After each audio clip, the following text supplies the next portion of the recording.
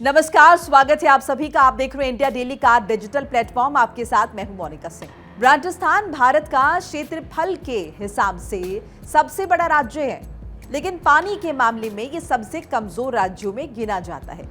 यहाँ का बड़ा हिस्सा रेगिस्तानी है, बारिश कम होती है, नदियां कम हैं, जो पानी उपलब्ध है उसका बड़ा हिस्सा जमीन के नीचे यानी भूजल के रूप में है। आज सबसे बड़ी चिंता यह है कि राजस्थान में जमीन के नीचे का पानी तेजी से खत्म हो रहा है। जितना पानी हम निकाल रहे हैं उतना वापस जमीन में जा नहीं रहा। इस वजह से राज्य गंभीर जल संकट की ओर बढ़ रहा है। राजस्थान में पानी की वास्तविक स्थिति: राजस्थान में सालाना औसत बारिश तकरीबन 500 से 550 मिलीमीटर के आसपास होती है। ये देश के औसत से काफी कम है। पश्चिमी जिलों जैसे कि जैसलमेर और बाड़मेर में बहुत कम बारिश होती है। पूर्वी हिस्सों में थोड़ी ज्यादा, लेकिन फिर भी वो पर्याप्त नहीं होती। बारिश भी पूरे साल नहीं होती है, केवल मॉनसून के अगर हम देखें कुछ महीने पर ये निर्भर रहती है। अगर उस समय बारिश कम हो जाए तो पूरा साल प्रभावित हो जाता है। सतही जल बहुत कम है। राजस्थान में बड़ी नदियां बहुत कम हैं। बनास, चंबल और लूनी जैसी नदियां हैं, लेकिन वो पूरे राज्य की जरूरत पूरी नहीं कर पाती हैं। इसी कारण राज्य की बड़ी आबादी भूजल पर निर्भर है। अब भूजल क्या है और क्यों महत्वपूर्ण है, ये बताते हैं आप। देखिए, भूजल ग्राउंड वाटर वो पानी है जो जमीन के नीचे मिट्टी और चट्टानों के बीच जमा होता है। जब बारिश होती है तो उसका कुछ हिस्सा जमीन में चला जाता है और नीचे जमा होता रहता है। इसे हम रिचार्ज कहते हैं। राजस्थान में खेती का अधिकतर पानी भूजल से आता है। गांव में पीने का पानी भी अधिकतर भूजल से मिलता है। शहरों में भी बड़ी मात्रा में पानी ट्यूबवेल से लिया जाता है। इसीलिए अगर भूजल खत्म हो जाए तो पानी का बड़ा संकट खड़ा हो सकता है। सबसे बड़ी समस्या असंतुलन है। राजस्थान में जितना पानी जमीन में वापस जाता है उससे ज्यादा पानी निकाल लिया जाता है। इसे समझने के लिए एक उदाहरण बताते हैं। अगर एक साल में 100 लीटर पानी जमीन में गया और हमने 150 लीटर निकाल लिया तो 50 लीटर की कमी हो गई। अब ये कमी हर साल बढ़ती जा रही है। कई सालों से यही स्थिति बनी हुई है। इस कारण भूजल का स्तर लगातार नीचे जा रहा है। अब ये स्थिति कितनी गंभीर है? भाई, राजस्थान के लगभग 70% से ज्यादा क्षेत्र ऐसे हैं जहां पानी का उपयोग सुरक्षित सीमा से ज्यादा हो चुका है। इन्हें ओवर एक्सप्लॉइटेड क्षेत्र हम कहते हैं। कई जिलों में अब पानी 500 से 1000 फीट की गहराई पर पहुंच गया है। पहले जो पानी 50 से 100 फीट पर मिल जाता था, अब उसके लिए बहुत गहरे बोरवेल खोदने पड़ते हैं। जल संकट के मुख्य कारण क्या है? पहला कारण कम और अनियमित बारिश है। बारिश कम होती है और कभी कभी बहुत तेज होती है, जिससे पानी बह जाता है और जमीन में समा नहीं पाता। दूसरा कारण खेती में अत्यधिक पानी का उपयोग है। राजस्थान में कृषि बड़ी मात्रा में भूजल पर निर्भर है। सस्ती या मुफ्त बिजली के कारण पंप लंबे समय तक चलते रहते हैं। इससे पानी तेजी से निकाला जाता है।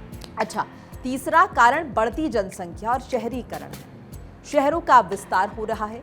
नए मकान, कॉलोनियां और उद्योग बन रहे हैं। पानी की मांग लगातार बढ़ रही है।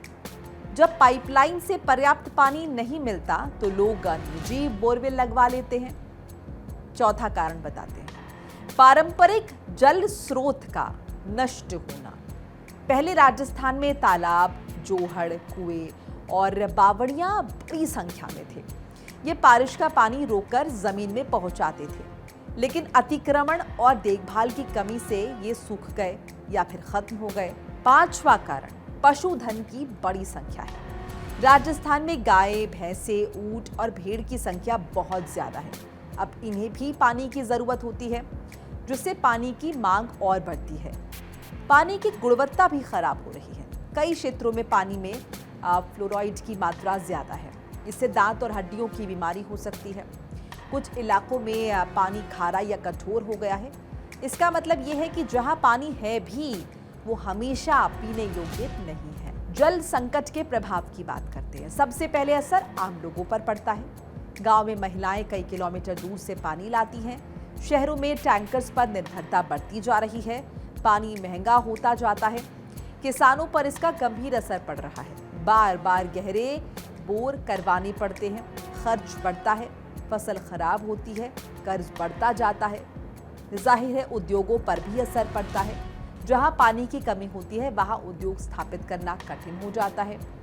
इससे रोजगार के अवसर कम हो सकते हैं।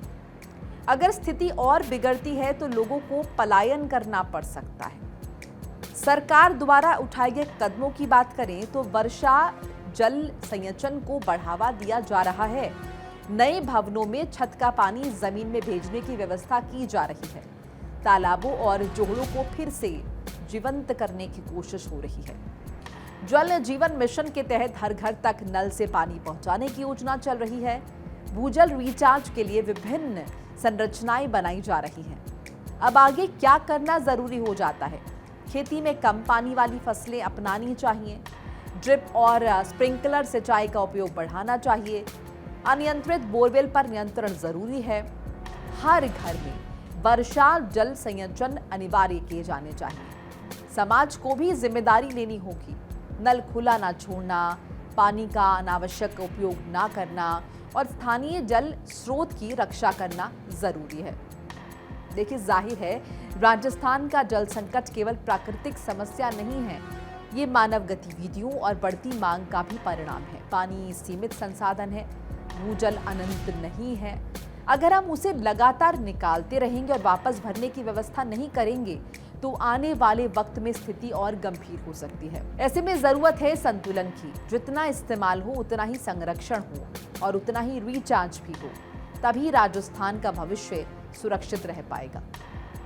सोचिएगा जरूर। देखिए इंडिया डेली 24/7 अब आपके स्मार्ट टीवी पर। इंडिया डेली मौजूद है सभी डिजिटल प्लेटफॉर्म पर लाइव और लगातार। इंडिया डेली 24/7 हर दिन राष्ट्र को समर्पित।